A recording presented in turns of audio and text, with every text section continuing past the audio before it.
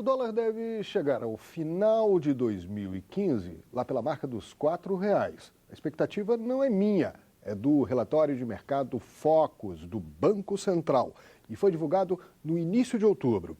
O valor recompensa os exportadores, mas tem impactos nos preços de produtos como o pão francês, a gasolina e até os automóveis. Vamos entender mais um pouquinho do que é que isso significa para cada um de nós brasileiros? Dá uma olhada nessa reportagem da TV Senado.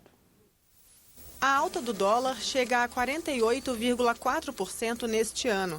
A desvalorização do real afeta todos os setores da economia, mas de maneiras diferentes. Produtos e componentes importados ficam mais caros, o que impacta os preços e o consumo no mercado interno. A inflação corrói o poder de compra do brasileiro.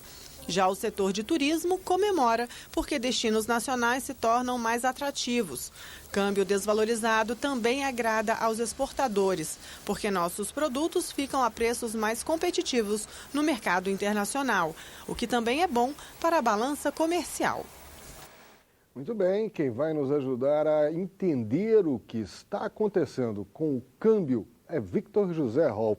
Ele é economista e analista de mercado de capitais e integrante do Conselho de Economia do Distrito Federal. Como vai, senhor? Tudo bem? Tudo bem. Professor, há cerca de um ano, já era possível prever essa alta do dólar? Olha, só realmente os técnicos, né? Porque havia a expectativa da taxa de juros nos Estados Unidos subir, que não até hoje aconteceu não se até hoje. E, além disso, já sabia-se que houve, durante a eleição, a queda do preço do petróleo, né, que foi, vamos dizer assim, tabelado, né, durante esse período, e aquela questão da energia elétrica, né? Então, a gente sabia que no início desse ano haveria mudanças nos preços para combater a inflação, que por sua vez também já estava além do teto da meta, de 4,5%, mais ou menos 2%. E tudo isso indicava que poderia haver também uma oscilação na taxa de câmbio. Uma apreciação do dólar. Agora, o dólar tem sido apreciado no mercado mundial. Outras moedas também estão sofrendo um processo de desvalorização. É claro que o real tem uma desvalorização muito maior. Por que isso está acontecendo globalmente? Bom, isso já vem da época daquela crise americana, a crise do subprime de 2007, 2008, que afetou o mundo inteiro, né? E então houve uma migração da produção para os países da Ásia, principalmente da China, e porque lá a mão de obra era mais barata. Então, os países, a Europa e a América, de certa forma, sofreram com isso, porque começaram a importar produtos baratos da China. Hoje a gente vê que tudo é made in China, né?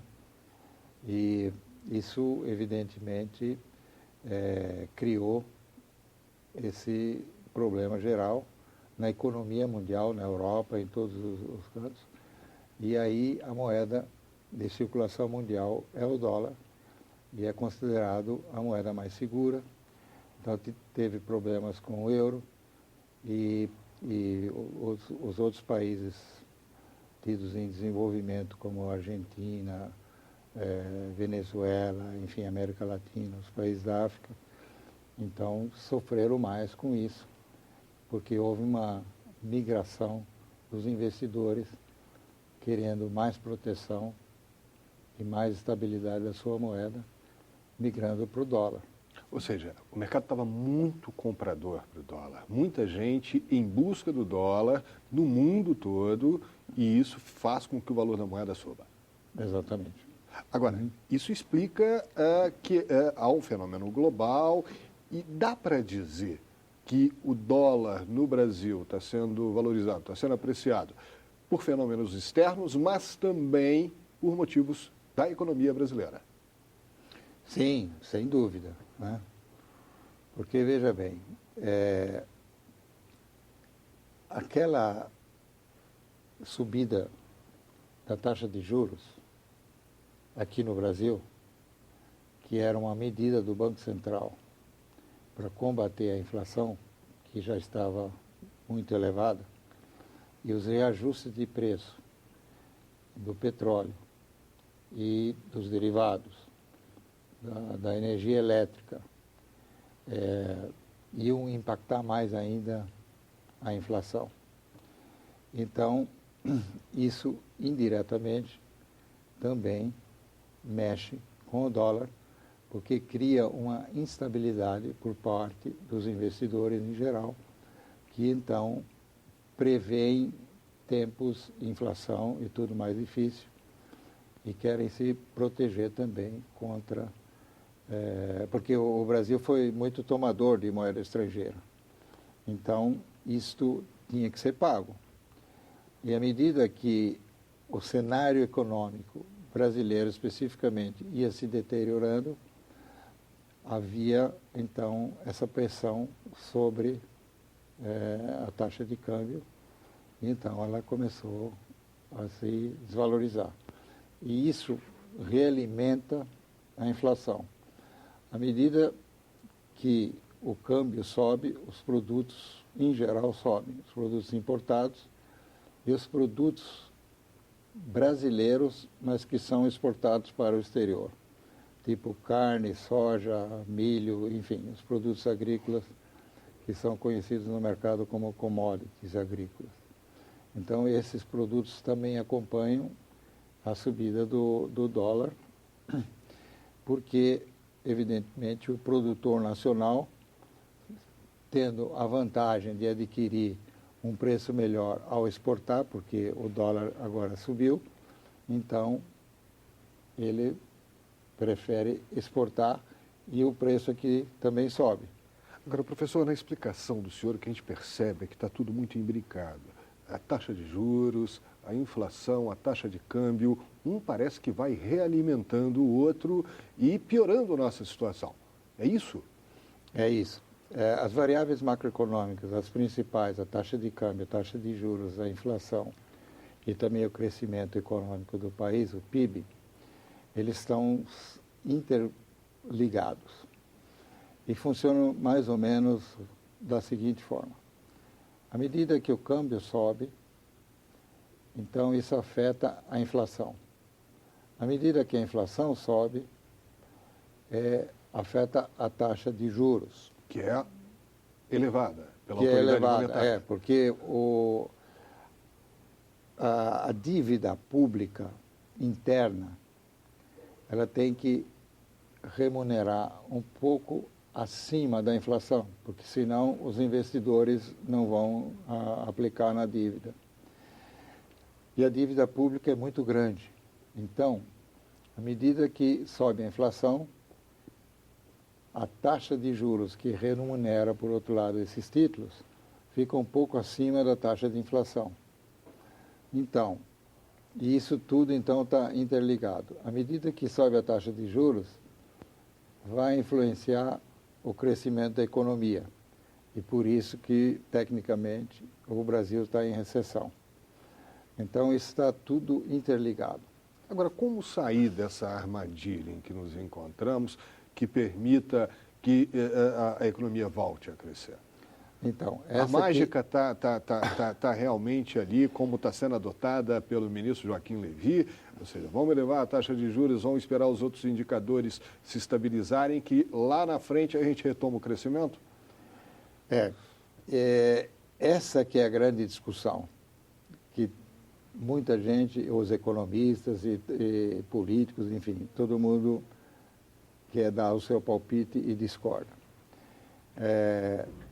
O receituário do ministro Levy, ele é bastante duro para a vida financeira do país e da população. Porque se você corta despesas, evidentemente, a economia vai diminuir mais, quer dizer, vai entrar mais em recessão. O PIB vai cair mais ainda. E isso cria desemprego. Então, isso afeta muito a população em geral. Por outro lado, qual seria o outro remédio? Também não se pode adotar a medida de continuar o governo injetando moeda e na economia, porque isso geraria a inflação, mais inflação. E aí nós cairíamos para um cenário semelhante àquele que houve antes do Plano Real. Mas qual é a origem disso? A origem disso é, na verdade, a mega dívida pública interna. Porque se paga de juros sobre a dívida pública interna 45% de todo o orçamento da União. Mas essa mega dívida pública interna, ela não é realimentada na hora que o governo eleva a taxa de juros? Exatamente. Então, essa é a grande discussão. Mas você não pode baixar a taxa de juros, vamos dizer assim, por causa desses problemas. Então, fica esse impasse. Na verdade, eu acho que... Porque, veja bem, o Brasil perdeu o chamado grau de investimento, que, por outro lado, é como se o país fosse um devedor que fosse para o Serasa, para falar em linguagem da população. Alguém que não é confiável. Né? Alguém que não ficou com o nome sujo, vamos dizer assim, para o mercado internacional. E aí ele perde o crédito. E uma das agências, que é a Fitch, abaixou a nota brasileira. Se uma outra agência, a Moody's ou a Fitch, baixar também essa taxa, os fundos de pensão que têm dinheiro para investir ficam proibidos de investir no país. Isso significa que o Brasil não vai mais receber recursos externos. E ao contrário, vão ser retirados. E vão ser retirados. Dólares daqui, moedas. Então isso impressiona mais ainda a valorização cambial. Então o medo que isso aconteça faz com que a gente quer consertar as contas públicas. Mas o tempo para fazer isso é muito curto, porque todas essas medidas elas têm que passar pela aprovação da sociedade, do Congresso, etc. E esse é o impasse que nós estamos vivendo no momento. E o mercado não vive essa lógica, ele vive a lógica do agora, do instante, porque ninguém quer sair perdendo nisso, né? Exatamente, porque o mercado, ele analisa e cria tendências. E fala assim, não, a tendência é muito arriscada. Então, vamos aguardar para ver o que vai acontecer antes de investir, e por isso que a economia, de certa forma, está meio parada, porque os investidores e os empresários, a indústria, não está investindo recursos na produção. Professor, eu vou querer saber um pouquinho mais dos rumos do dólar, do mercado de câmbio da economia brasileira, mas daqui a pouquinho. A gente vai fazer uma breve pausa, vamos para o intervalo e daqui a pouco a Agenda Econômica volta para discutir um pouquinho mais a taxa de câmbio brasileira.